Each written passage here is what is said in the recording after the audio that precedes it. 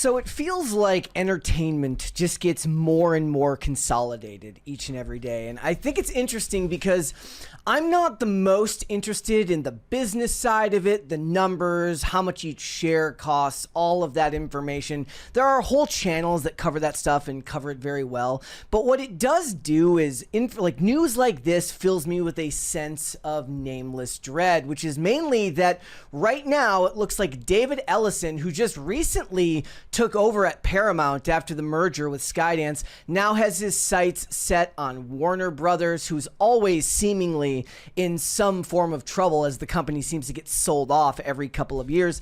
But it really just makes me think about how consolidated all of your information, all of your news, all of your entertainment really is.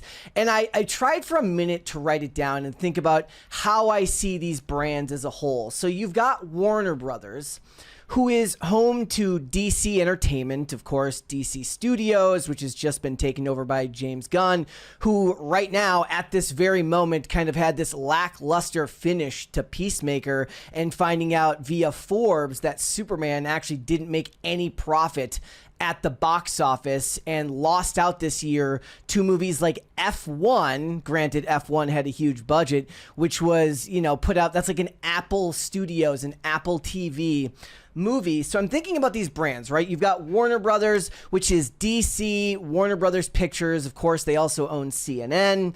Look, I still get a kick out of David Zaslav because David Zaslav derangement syndrome is absolutely a real thing in Hollywood. Then you have companies like Disney, which is Star Wars, Marvel. They have all of the Hulu documentaries, and they're leasing the rights to Doctor Who or whatever.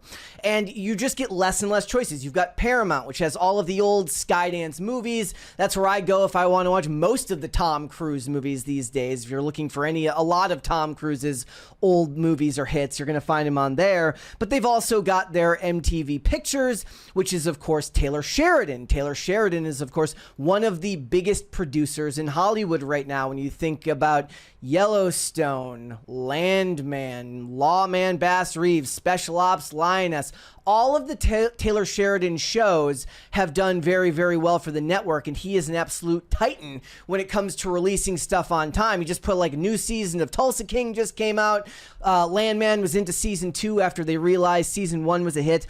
Then you get into Peacock. Peacock has all of the DreamWorks Pictures animation movies. It's got the Fast and the Furious franchise over there. They've got Jurassic Park and the Harry Potter movies. At least that's what I think of when I think of the Harry Potter movies. And those are the big ones. Those are the big ones when you think about it. Because Fast and the Furious is Universal Pictures. And you just get this idea of just how few options there actually are. And now we see that Paramount wants to buy Warner Brothers right after the merger with Skydance, which was, of course, spearheaded by David Ellison, who is the son of Oracle founder Larry Ellison, who I believe is the second richest dude in the world, just money coming from all sorts of places.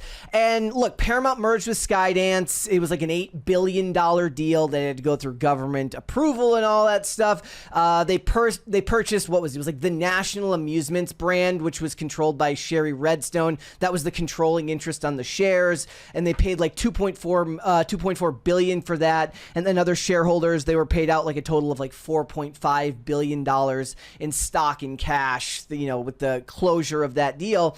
And that just happened. And given everything that was just going on with Jimmy Kimmel over there, becoming the random free speech warrior that all of these people are suddenly claiming to be, and people are talking about consolidation, people had the same questions anytime these brands consolidate down. You really do just have the illusion of choice. And now Paramount makes their first offer to Warner Brothers. And here's the thing. I think they said they offered him $20 per share, and right now it's sitting at about $17 per share. At least it was at Friday at close of the market. But now when you think about it, Skydance, it doesn't just own Paramount as a whole. What you're thinking of is brands like CBS. You're thinking of Nickelodeon and MTV. Again, like I said, Taylor Sheridan is a very, very popular creator right now who's putting out great work. And Warner Brothers hasn't even finished their split right now, which was just announced fairly recently, where they're splitting off Warner Brothers Discovery into Warner Brothers and Discovery as separate brands, whereas Warner Brothers is going to focus on streaming and movies, and Discovery, which is, in my opinion, the one that, when you think about really bankable things, it's those shows that end up on Discovery. It's the home improvement shows. It's stuff like that. And that's where they're pushing most of the debt so that the studios look, at least on paper, like they're more bankable than they are. And that's Hollywood in a nutshell. Funny money bookkeeping and accounting, which is, I don't think anybody in the history of the world has ever accused Hollywood of honest bookkeeping, but that's what happens when you want to strengthen your brand in lieu of a possible, either hostile takeover attempt from another company or the possibility of a sale. But like I said, they're going to keep the debt from these companies in the cable divisions, which I'm sure they will make up quicker. But it's not like Warner Brothers doesn't have strength in brands. Look, they've got Dune. They've got The Batman, which of course, did pretty well, I guess. Wasn't the movie for me. House of the Dragon, very popular. The biggest upset I can see right now is the fact that Peacemaker just wasn't, it's not doing the numbers that they want it to, despite what people will tell you. It's not lighting up the Nielsen charts, and the ending of it fell very, very flat for a lot of people. And like I said, there just was stuff that came out recently that said that the movie Superman fell short of profitability by about $42 million because of the large budget and marketing spend that they put onto it. But they're considering this offer from David Ellison to be a lowball offer. And the crazy thing is David Ellison isn't even hiding it. He basically said that consolidation is the future of entertainment. And I don't want that.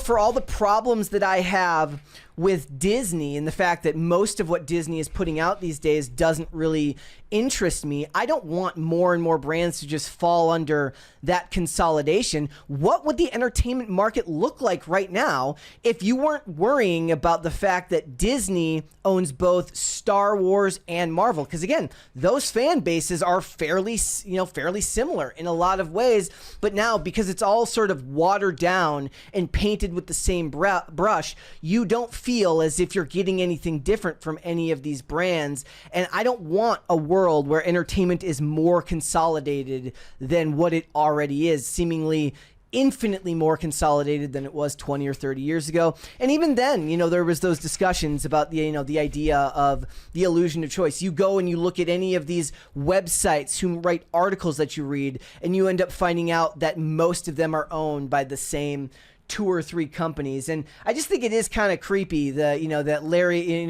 David Ellison wants to consolidate even further. But I understand, businessman gonna businessman. That's what they do. They were talking about it at the Bloomberg Screen Time Conference in Los Angeles. David Ellison stopped by. He stopped short of commenting directly on the Warner Brothers talks. However, he made his ambitions clear, arguing that more mergers are necessary to stabilize the entertainment industry and grow streaming platforms. Look, I don't think people are necessarily going to agree with you.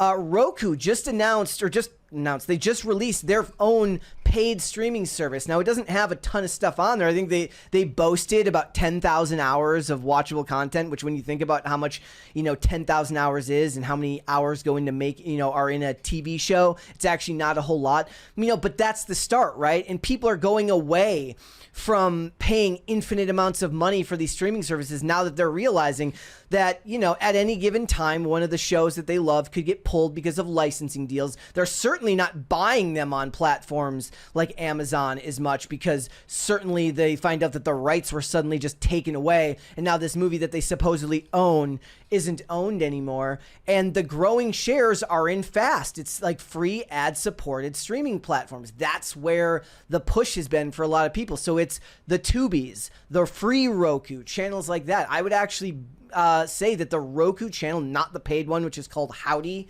but the free Roku channel is a great place to go and watch content if you don't mind looking at ads. And these days, they do want to consolidate. They want to create a world where, they want to make getting away from pirating a thing by making it accessible, because eventually what happened was there was so much out there. It was so difficult to purchase things. They talk about this all the time. In the Spotify age, right? Before Spotify, but after CDs were popular, everyone was just pirating shit all the time.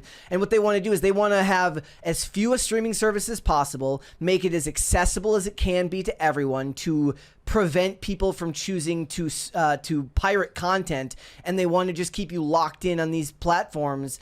And it's going to be fewer and fewer every year. And I don't want that. I want more options, especially if it means that I can just, one of them stops making stuff that I watch. I can just get rid of it. Look, they're already getting rid of Hulu, which in my opinion is the actual name brand that has a lot of recognition when it comes to streaming. Like, I don't want to go to Disney Plus. I want to stick with what Hulu is doing right now. But I'll read a little bit here before we close up here, just so you can get a little idea where the numbers sit. It says at Friday's market close, Warner Brothers Discovery stock set at $17.10 per share, giving it a market capitalization of about $42.3 billion. That means that Paramount's $20 offer represented only a modest premium, one Warner Brothers evidently feels doesn't match the potential of its upcoming restructuring. That's of course what they're talking about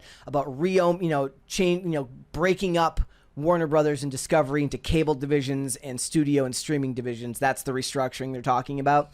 Paramount traded at $17 per share with a valuation of about $18.6 billion. And I believe Paramount's shares spiked because of the deal with Skydance going through very recently. Paramount's leadership, led by David Ellison, the son of Oracle founder Larry Ellison, has made it clear that consolidation is the future of entertainment. Ellison completed an $8 billion merger between Skydance and Paramount Global in August, taking over the parent company of CBS, Nickelodeon, and MTV. The next steps, it seems, is an even bigger leap, looking to acquire Warner Brothers Discovery, which of course, again, home of DC, home of CNN, home of House of the Dragon, and everything to do with Game of Thrones. Zaslav is, of course, not interested in selling yet. I would be interested in knowing, do you think that David Zaslav, who does seem to be a money guy, who does want to, is he just a dude who wanted to step in there and pump up the brand for another sale? Or does he really have faith in Warner Brothers as a brand to come out of the place it is at right now, which is just kind of floundering, as it feels like most of these entertainment brands are floundering? Do you welcome the idea of consolidation, or is this the type of thing that kind of gives you the heebie-jeebies like it does to me? Let me know down below, guys. Look, they were also talking about Netflix wanting to put in a bid for this, and that is even worse if you ask me, given the fact that Netflix, the idea of Netflix owning Warner Brothers Studios, who does rely heavily on these studio releases. Look, they were the first studio this year to cross $4 billion at the box office because of movies like Minecraft, but also smaller hits. Like, they had Sinners, all of these movies that did really, really well, but they weren't all the billion-dollar franchises like you expect to be the ones to cross $1 billion at the box office. So I don't want to see Netflix owning it. I don't want to see any of these companies buying out anymore. I want to see them flourish on their own and create better brands. I want to see Disney stop acquiring companies or brands like Star Wars and Marvel and start making their own entertainment and their own media great again. So let me know down below, guys. Does the potential of another merger, another acquisition in Hollywood, does that bother you, or is it something that you welcome? I have, at least my co-host on this podcast, think that she welcomes the idea of everybody consolidating under one banner so that everybody can stream on one streaming service. You got one flat fee and everything in the world is there. I think it's a pipe dream, but let me know down below what you think, guys. If you don't know what it is, the podcast is Pop Culture Crisis. We are live Monday through Friday, 3 p.m. Eastern Standard Time, which is, of course, noon Pacific. You should come hang out with us. See you there, guys. Thanks for watching. Listen to full episodes of Pop Culture Crisis on Spotify. Keep up with us on social media and make sure you subscribe and ring that bell so you never miss the show. Bye, guys.